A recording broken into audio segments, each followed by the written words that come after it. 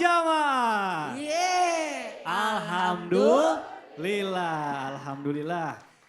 Baik, buat jamaah yang baru bergabung, hari ini kita sedang membahas tema yang luar biasa, yaitu temanya adalah tulang punggung versus tulang rusuk. Nah, tadi kita udah belajar juga ya dari guru-guru kita, apa sih makna dari tulang punggung dan tulang rusuk. Terus juga kita udah tahu keutamaan apa aja sih yang harus dilakukan oleh laki-laki dan perempuan. Nah, sesuai janji saya tadi, di segmen ini saya akan memberikan kesempatan buat jamaah yang ada di rumah ataupun di studio untuk bertanya dalam segmen Tanya Dong Ustadz.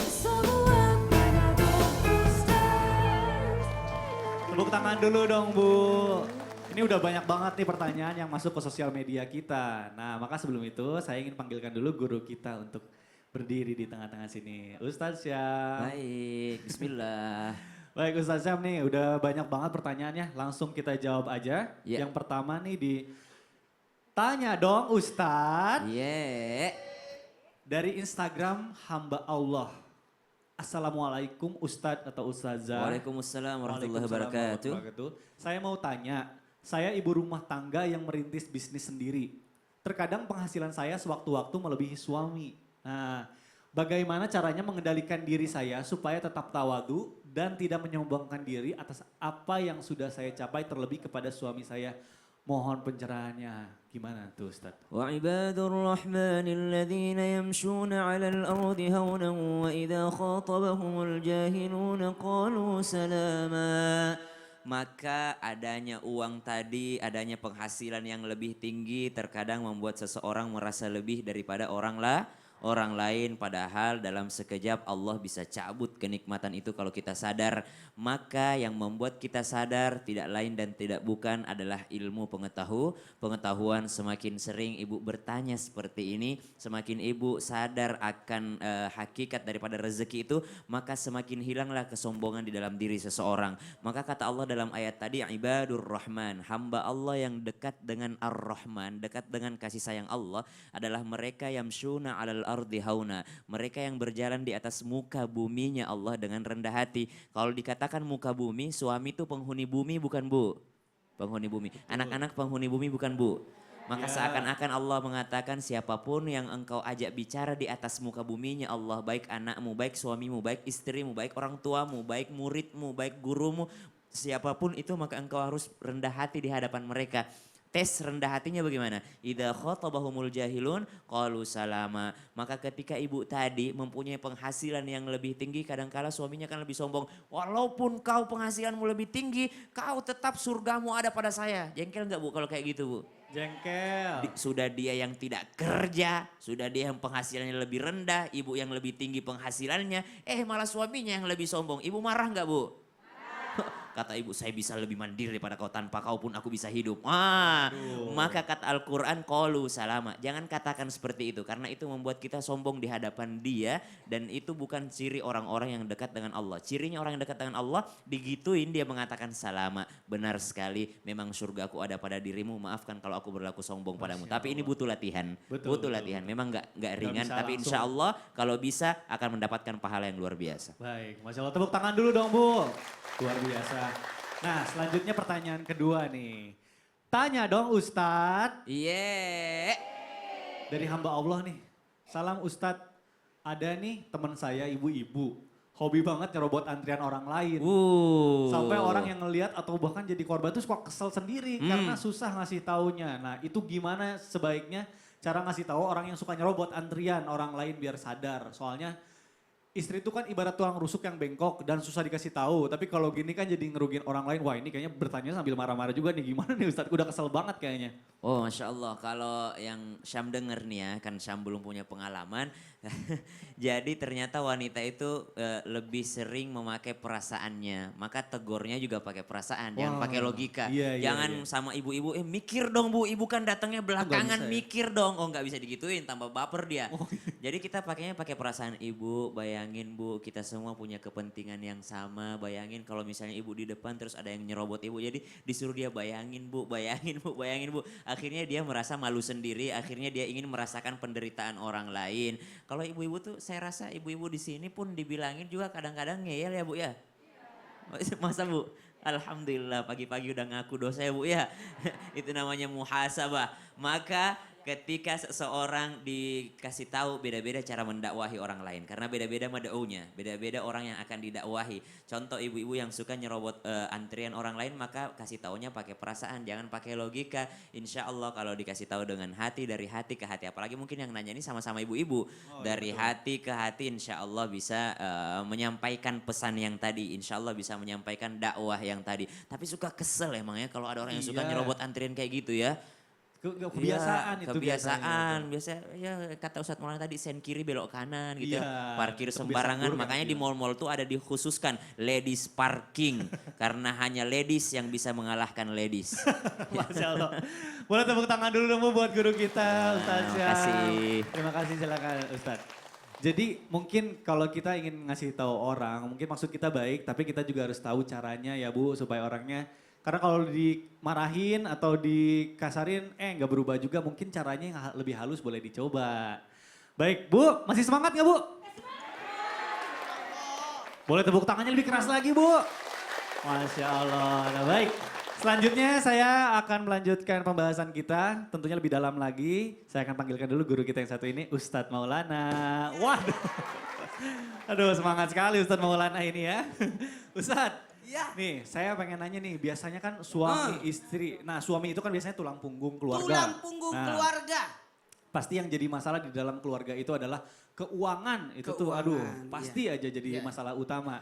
Nah kalau nih misalnya suami itu nentuin misalnya mau ngasih bulanan berapa. Katakanlah tadi kayak Ustadz Ahmad kan 300.000, 400.000, 700.000. Nggak cukup-cukup juga sampai akhirnya ngejual motor. Nah itu kalau menurut sudut pandang Islam, ini boleh nggak sih kalau misalnya istri itu nentuin hak jumlah yang dia dapatkan? Atau itu tuh sebenarnya tugas suami? Nah biar nggak salah, boleh langsung dijelaskan Ustaz. Makasih banyak. Bismillahirrahmanirrahim. Menentukan bulanan. Nah, angkat tangan yang pegang uang bulanannya suami. Nggak ada. Yang memegang istri. Jadi ibu ngapain? Nah. Penentuan uang bulanan. Dengerin baik-baik. Yang pertama kita bahas dulu pengelolaan keuangan. Atau Distribusikan. Salah. Mendiskusikan. Diskusikan. Kita yang salah. Jamaah. Eh. Ada sebenarnya, jadi siapa yang menentukan keuangan itu? Berapa besarnya nafkah? Mohon izin. Penentuan nafkah itu besarannya tidak pernah ditentukan. Sesuai kemampuan suami, sesuai kebutuhan istri, dan yang ketiga sesuai kesepakatan bersama. Apa kebutuhan istri? Oh ternyata dia bayarin uang sekolah adiknya. Ternyata dia tanggung listriknya orang tuanya. Maka suami yang baik memasukkan pengeluaran itu masuk di pengeluaran bulanan. Harus. Karena termasuk bagian daripada kebutuhan istri. Jamaah. Jadi penentuannya tergantung kesepakatan bersama berapa dan siapa yang memegang. Kadang-kala istri berkata, aku bapak kakak aja yang pegangnya, jangan saya. Aku kan boros, boleh. Jadi aku terima aja. Nah, ada juga gini, kata suami, aku kasih kamu, kamu aja yang atur. Cukup tidak cukup terserah. Bagaimana pengaturannya? Maka ada laki yang disebut dengan nafkah dalam keluarga berupa apa? Sumber pendapatan dari mana saja. Jangan sampai besar pasak daripada tiang. Jadi harus tahu sumber-sumbernya dari mana aja. Alhamdulillahirrahmanirrahim enak. Waktu saya bersama dengan almarhumah enak banget pengaturannya. Enak banget, Masya Allah. Jadi kangen. Itu. Jadi enak pengaturannya, enak. Karena wanita itu pintar hitungan. Semua uang receh diselamatkan oleh wanita. Uang parkir minta sama wanita karena dia punya uang receh itu. Sementara suami nggak punya uang receh. Betul tidak? Maka anak lebih suka disuruh sama ayahnya daripada ibunya. Kalau ayah uang gede, kembalinya diambil. Tapi kalau ibu sudah uang receh, kembaliannya diminta. Kan gitu. Apalagi Setelah nafkah dari mana sumbernya, lalu manajemen keuangan. Bagi 3 uang itu. Ibu, uangnya diatur harus dibagi 3 bagusnya. Sepertiga yang pertama biaya bulanan. Sepertiga yang kedua biaya harian. Dan sepertiga yang ketiga biaya tak terduga. Kenapa saya katakan bulanan harian biaya tak terduga? Bulanan itu yang biasanya kayak listrik, uang sekolah, uang arisan, uang cicilan, uang yang pengeluarannya bulanan. Setiap tanggal 1 atau minggu pertama, betul tidak? Nah, kemudian biaya bulan harian itu adalah yang dibagi 30. Karena kadang-kala uang ojek, uang ini, uang beli hari-hari yang belanja itu. Dan yang ketiga biaya tak terduga. Kadang-kala ada yang sakit, kondangan, gitu. Dan akhirnya pembelanjaan dan pola konsumsi. Gimana pengaturannya? Karena tidak mungkin semuanya, hari tanggal 1 Coto Makassar. Yang hari kedua Konro, hari ketiga mie. Lebih bagus semuanya itu dalam bentuk mie. Baik, tepuk tangan dulu dong Bu buat guru kita Ustadz Maulana. Jadi sebenarnya yang boleh menentukan itu adalah mungkin kebijakan dari keluarga masing-masing. Siapa sih yang lebih bijak dalam mengelola uang, dalam memanage uang. Ya Bu? Tepuk tangan dulu dong Bu. Baik, tadi ada pertanyaan yang belum dijawab nih sebelum iklan. Nah langsung aja kita panggilkan guru kita Ustadz Habib Usman. Silakan Habib. Nah tadi kan udah sesuai apa yang dibilang kata Ustadz Maulana. Pasti sumber dari masalah itu ya yang utama adalah ekonomi. Nah biasanya nih kan udah berpengalaman nih. Saya juga butuh ilmunya nih. Saya bapak pengantin baru nih. Selain ekonomi itu apa aja sih Habib? Silakan Habib. Bismillahirrahmanirrahim. Allahumma sholli ala Sayyidina Muhammad wa ala ali Sayyidina Muhammad. Yang menyebabkan gagalnya suami istri adalah yang pertama karena mereka tidak menjadikan Al-Quran dan hadis sebagai pedomannya. Diwajibkan bagi kita harus mengerti dan memahami aturannya Allah Subhanahu wa taala. Sehingga apa? Udah jelas landasan kita Al-Quran. Landasan kita hadis. Mengikuti aturan Allah dan Rasulnya untuk mendapatkan keberkahan dan ridhonya Allah, menciptakan rumah tangga yang sakinah, mawaddah, warahmah. Banyak di antara kita ini tidak mengerti dan memahami. Sehingga apa? Sehingga mereka tidak mengikuti aturannya Allah. Mereka tidak mengikuti aturannya Nabi besar Muhammad SAW. Timbullah hal-hal yang menyebabkan pertikaian ataupun keributan dalam rumah tangganya. Yang kedua, cemburu yang berlebihan. Wah, zaman sekarang ibu-ibu nih cemburu gak sih Bu? Apalagi cemburunya yang gak dimasuk di akal.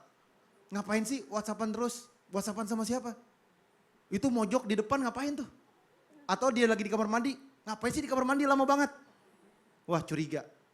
Cemburu boleh, tapi jangan kelewatan. Ketika kelewatan nanti akan bahaya. Suaminya emosional atau pasangan istrinya emosional. Akhirnya ribut. Rumah tangganya akhirnya berantakan. Nah terus apa lagi? Terjerumus di dalam kemaksiatan. Dia melakukan perbuatan yang tidak diridhoi oleh Allah Subhanahu wa taala. Dia narkoba. Dia minum minuman keras, khamar. Padahal khamar itu dilarang oleh Allah Subhanahu wa taala. Innamal khamar wal maisir wal ansab ritsun min amali syaitan. Enggak boleh. Dia khamar, dia lupa segala-galanya, dia galak sama istrinya, dia pukul dan lain sebagainya. Atau dia narkoba, kecanduan, akhirnya masuk penjara dan lain sebagainya. Jangan. Summa na'udzu billah. Jangan sampai kita terjumus di dalam satu kemaksiatan. Sehingga apa? Menyebabkan rumah tangga kita berantakan. Apalagi ada ikut campurnya nih. Siapa yang ikut campur? Entah ibu atau bapaknya suami. Entah ibu atau bapaknya istri. Akhirnya apa? Digangguin, digerecokin. Yang tadinya adem ayem, jadi ribut. Yang tadinya tenang, jadi berantakan. Karena apa? Karena faktor dari luar yang mempengaruhi rumah tangga tersebut. Terus apa lagi? Godaan Bu. Godaan bisa datang dari mana-mana. Godaan dari mantan. Atau godaan dari mana lagi? Pelakor. Atau godaan dari pembinor. Tahu pembinor gak? perebut bini orang. Kalau pelakor kan umum, perebut laki. Nah, inilah gangguan yang harus apaan? Harus dijaga. Kasih kepercayaan terhadap istrinya, kasih kepercayaan terhadap suaminya. Ciptakan rumah tangga yang sakinah, mawaddah, warahmah, cintai, sayangi, hormati. Sehingga apa? Sehingga kenyamanan di dalamnya. Jangan sampai punya rumah tangga sebentar-bentar ribut, sebentar-bentar marah. Ajak ngaji, ajak sholat, dekat sama Allah Subhanahu wa taala. Sehingga hatinya tenang, pikirannya tenang. Itulah sakinah, ketenangan. Mawaddah warahmah, kecintaan dan kasih sayang. Amin ya Amin, rabbal. amin ya rabbal alamin. Jazakallah. Terima kasih Habib. Waduh, jadi ternyata bukan cuma ekonomi, banyak hal-hal juga yang harus diperhatikan dalam berkeluarga. Nah itu catatan buat saya nih, nanti saya bakal minta catatannya. Baik, selanjutnya kita akan membahas lebih dalam. Saya akan panggilkan dulu guru kita Ustadz Syam. Siap, yang belum ketemu tulang rusuknya. Tapi kan kalau ilmu nggak masih banyak Amin, referensinya amin, ya amin, insya Allah. Nah makanya nih saya mau tanya nih sama Ustadz Syam. Kan tadi udah diibaratkan kalau misalnya perempuan itu terbuat dari tulang rusuk yang bengkok. Yang paling bengkok malah. Yang paling bengkok. Kata baginda Nabi Muhammad SAW, yang bengkok, yang paling bengkok, yang paling keras. Nah betul, makanya nih kita sebagai laki-laki yang harus meluruskannya itu serba, aduh kalau misalnya terlalu di ini takut patah, tapi kalau didiemin juga takutnya makin bengkok. Nah itu menurut sudut pandang Islam gimana tuh caranya Ustadz? Silahkan. Bismillahirrahmanirrahim. الرجال قوامون على النساء بما فضل الله بعضهم على بعض وبما أنفقوا من أموالهم فالصالحات قانتات حافظات للغيب بما حفظ الله واللاتي تخافون نشوزهن فعظوهن واهجروهن في المضاجع واضربوهن. Maka kata Al-Quran dalam surah An-Nisa ayat 34, Fallati takhafuna nusyuzahunna fa'idhuhunna. Kalaupun kalian khawatir mereka akan berlaku sesuatu yang akan membuat rumah tangga kalian tergoncang oleh ombak yang sangat besar tadi.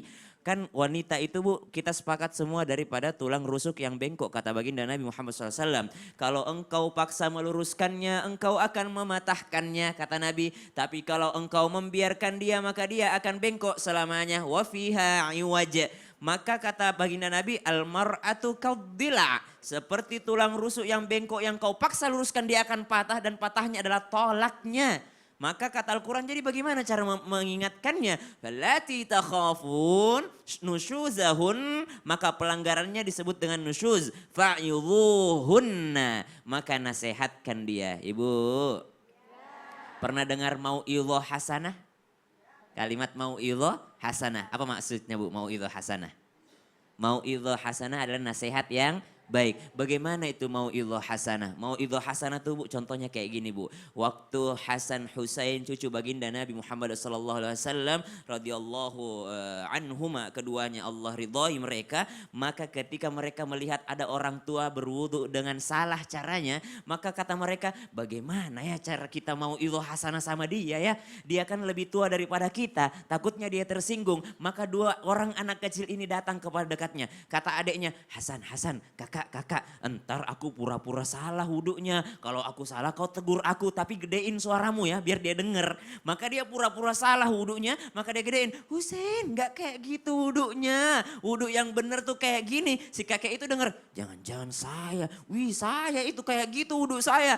Maka ini disebutkan mau'idhah hasanah. Mengingatkan tanpa menyakiti perasaan. Karena almar'atu bukan hanya qadila, tapi almar'atu kalmir'ah. Wanita itu bagaikan cermin. Tahu cermin Bu? Kenapa wanita bagaikan cermin? Kalau ada cermin kita pecahkan bisa disatukan kembali Bu? Wanita kalau kita sakiti perasaannya bisakah dia memaafkan? Bisa. Cermin kita pecahkan bisakah disatukan kembali? Bisa. Tapi bekasnya ada? Ada. Wanita mampu memaafkan tapi tidak bisa melupakan. Masya Allah, almar'atu kal mir'ah. Maka jangan sakiti perasaannya. Kalau masih melanggar juga, bagaimana cara mengingatkannya? Kan benar-benar sudah bengkok dan keras. Fa'idhuhunna wahjuruhunna fil madaji'. Maka kata Al-Quran, pisah tapi masih berada di dalam satu ruangan yang sama. Bukan diusir dari rumah. Maka yang ketiga kata Al-Quran, wadribuhunna. Lalu kalau masih melanggar juga karena dia bengkok, pukullah wanita itu. Setuju enggak Bu kira-kira kalau ayat ini mengatakan pukul wanita? Hah? Setuju enggak kira-kira? berat nih Ya mau gimana pertanyaannya lagi nih. ayatnya ngomong pukullah dia? Oh kerennya bahasa Al-Quran, aku kasih tahu rahasianya. Idrib. Wadribuhunna, pukulan di sini belum berarti pukulan fisik. Karena ada wanita dipukul pakai fisik pun melawan dia. Betul, betul. Tapi ada orang dipukul hatinya langsung. Waduh. Wah, bagaimana tuh dipukul hatinya? Kayak anak kecil. Kalau dia dipukul dia lawan bapaknya. Tapi Iya. kalau hatinya yang dipukul, awas kau ya. Kalau kau enggak belajar, ku ambil handphonemu. Itu pukulan hati tuh. Masya Allah. Ah. Ya, jadi pukulannya tuh bukan Bukan pukulan bukan di fisik, fisik. tergantung daripada daerahnya. Makanya disebutkan wa'ashiruhunna bil ma'ruf, kebaikan yang sesuai dengan kondisi dan situasi yang berlaku pada tempat tersebut. Masya Allah, jazakallah, terima Sama-sama, kasih Dikda. Ustadz. Boleh tepuk tangan dulu dong Bu buat Ustadz Syam. Waduh, jadi memang caranya yang harus kita, apalagi ya tugas kita laki-laki sih, bagaimana caranya supaya kita bisa memukul tanpa harus menggunakan fisik tapi menggunakan hati, Masya Allah. Nah baik, selanjutnya saya ingin bertanya sama guru kita Ustadz Ahmad Khan. Mohon izin Ustadz. Iya, Hamidat. Nah ini aduh, menjadi seorang tulang punggung itu ternyata tidak mudah ya. Berat. Makanya nih saya pengen nanya sama Ustadz, ada nggak sih Ustadz cara atau amalan ya supaya kita sebagai suami itu dapat membimbing istri dan supaya keluarga kita itu harmonis, jarang bertengkar terutama masalah ekonomi. Ya. Mohon izin, silakan Ustadz. Jamaah Islam itu indah yang dirahmati oleh Allah Subhanahu wa taala.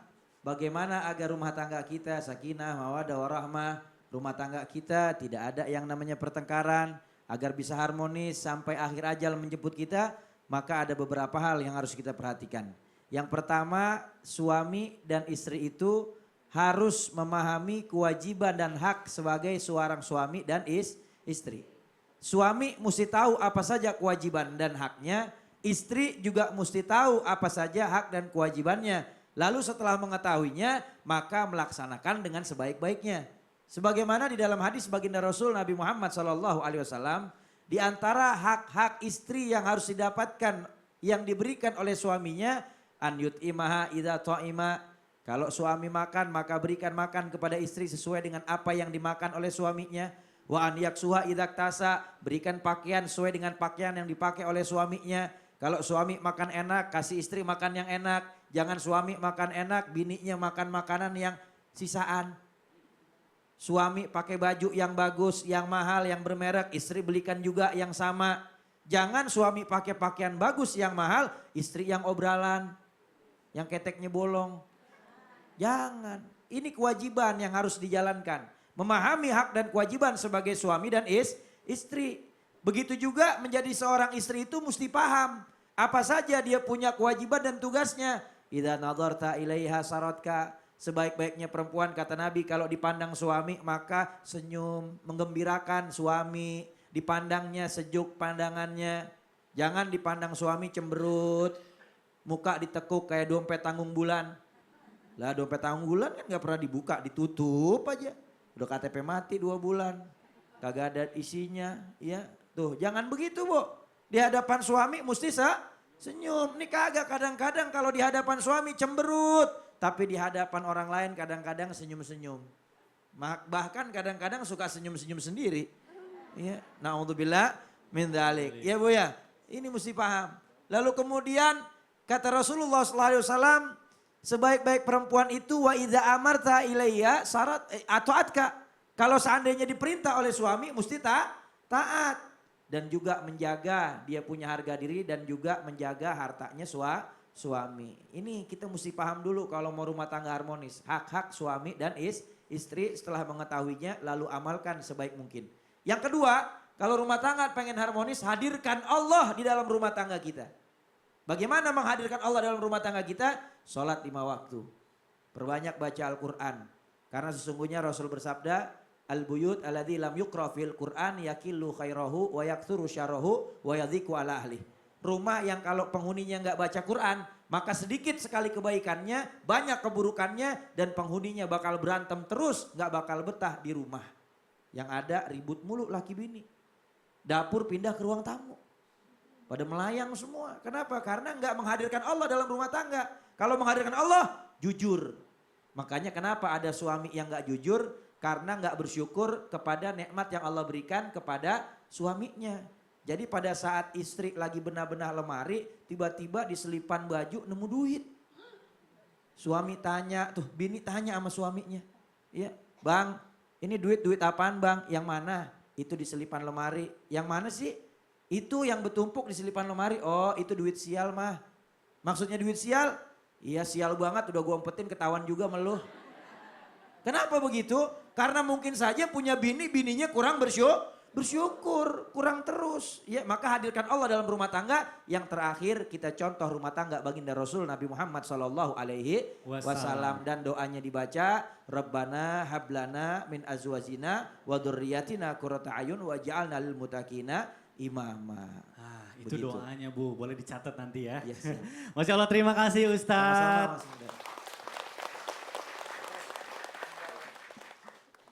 Baik jamaah, saya ingin ngasih informasi nih buat yang ada di rumah. Supaya bisa seperti jamaah-jamaah yang ada di studio. Untuk nonton Islam itu indah, boleh langsung kirim email atau SMS di bawah ini. Tapi ingat, semuanya gratis dan tidak dipungut biaya sama sekali.